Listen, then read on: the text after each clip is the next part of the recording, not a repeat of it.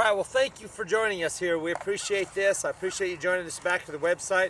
What we're going to do is we're going to post different lessons on here, and it's just a courtesy to you. I mean, we want you to know how much we appreciate you. We'd love you to come to the training center. Love you to come to a clinic somewhere in the country. We have a new video out. We're really excited about that. So we're going to try to post that. And we got some grief a little bit last time. We just posted the first one we did was just about horse position on heeling, and so now we're going to try to do one on heading and one on heeling. So this is the one I want to talk about, heeling, this week. I think you got to be able to rope a sawhorse, and I know that sounds silly, but like, you know, I've been in a gym where they're training boxers, and they teach a boxer to hit a heavy bag, and that's to learn to deliver the punch if you ever get the opening, if you ever get the shot. You know, they teach them how to slip a punch and how to duck one way and to throw a hook to the body, and then a hook to the body and a hook to the head. I think the sawhorse is just like that. You have to learn how to throw a punch. And another thing, when I was a kid, I couldn't identify what was wrong with my loop. When I would throw my loop, I didn't know what was wrong. So I want to show you some things about when you rope the sawhorse, what you can look for. So when I rope this sawhorse, and I rope a sawhorse that's 4 foot long, 32 inches high, 28 inches wide at the bottom from outside to outside, and I don't believe in tying the sawhorses up off the ground. I don't believe that the rope sweeps through like this, and we'll talk about that on another lesson sometime when we talk about timing. But for now, when I rope the sawhorse, I want my loop to look like that. I want the handhold to be to the right, and I want the bottom strand to be touching the left leg. I want the rope to come all the way around and be touching the left leg. So when I look at that loop, I think it's centered. And another thing too, I can make this loop look really, really pretty if I use a head rope. But if I heel the sawhorse with a head rope or a soft rope, then when I start to compete, my competition ropes feel way too stiff. So that's another thing that I think is important. Okay, if my rope slides through, watch this. If my rope, if this bottom strand right here slides through, that means I didn't let go of both pieces of rope at the same time. And we're really believers in that. And I have people all the time come to the clinics and they say, well, you know, I wasn't taught to let go of both pieces. I was taught to let go of the loop and hang on to the spoke. And I said, but you miss the right leg all the time. So, I mean, somebody's got to address that. And then we get on, oh, I don't do it on the horse. Then we get on the horse and start roping the steers, and they miss the right leg, or their loop goes all the way through. And I was taught that as well, and it didn't work for me. When I deliver my rope, you shouldn't hear this sound. Hear that sound? That means that your loop is shrinking down. That means I let go of the loop and held on to the spoke. And when I talk about this stuff on these video lessons, I'm not taking a shot at anybody else. This is just the way that we do it. This is our idea. This is what I think. So when I deliver, I let go of both pieces of rope at the same time. That makes that loop stop. Another thing a lot of people do is the distance between your hands. It's really important not to have too much rope between your hands, because if you have too much rope between your hands, then when you throw your rope, your loop falls down. It's way too much rope. So the amount of rope that you're supposed to have is that you have to, after you get done feeding your rope and you reach out to 3 o'clock straight out, that piece ought to get tight. All right? If the bottom strand is not touching the left leg, I'm letting go too soon. See, I let go too soon.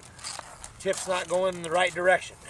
So I got to hang on to this rope until that tip comes all the way around and touches that left leg. Now, the way that I learned that is I didn't let go of my rope at all. I would stop my hand and let the rope come around and kiss itself. Stop my hand and let the rope come around and kiss itself.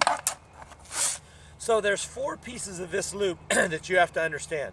There's the tip. And people say, well, how do I know if I can feel the tip? Turn the sawhorse long ways and put the tip between the legs. Oh, couldn't feel the tip. So I'll do it again. I'm going to stop my hand. There we go. And you just practice that over and over, and you might do that for a month and your tip won't go between there. That's okay, keep it up. And when I started doing that, my loop hit just like it did on the first one. Can't feel the tip. So that's a way that you can find out if you can feel the tip. Another thing you can do is you can tie something on the end of it, a piece of PVC pipe. Some kind of weight that where you can feel tip coming by your hand. Another thing, Okay, I've roped this dummy several times. I want the camera to look down here on the ground. There isn't any marks out there from the tip hitting the ground. See, I go to places all the time and there's scuff places out here where the tip's hitting the ground. It's not supposed to do that. The tip's not supposed to do that. Now what that means is that I'm lowering my hand too much. I'm bringing my hand down too much and I'm letting the tip hit the ground before it goes under.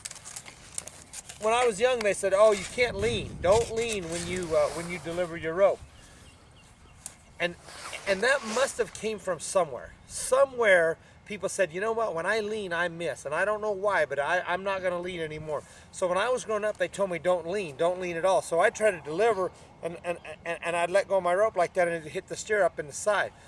Leaning is okay, and I'm a leaner, if you do it after the tip goes through. I've got to stay upright, and I've got to get my tip to go through. Now once the tip goes through, now I can lean all day long, and what that does is that puts the bottom strand on the ground. So I'm going to stay up high enough to where my tip goes through, and then lean down. So that's a timing thing, and you got to be able to feel your tip to do that. So it's the tip, the top strand, the bottom strand, and the way we get the bottom strand on the ground is we let go of both pieces of rope at the same time, and then the handhold. This is not the piece that goes under, it's the tip. So I believe that you have to stop your hand on the outside of the leg and let the tip get ahead of your hand. See, my hand is out here. I do not follow through. People, oh, you got to follow through. I don't follow through. I follow down, I follow out and away, but I don't follow through. And that was really confusing me as a kid, because when I was growing up, I tried to do this. And I would get all my rope behind the steer because I followed through. I wanted the rope to go under, so I tried to pull it under. Except the handhold is not what goes under.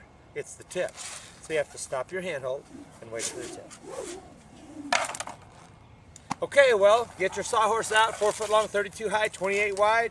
Set it on the ground and practice roping that sawhorse until you can throw that punch. So if you get that opening, you get that distance correct when you get on your horse, you're able to deliver that punch. So I appreciate you joining us, and thank you very much.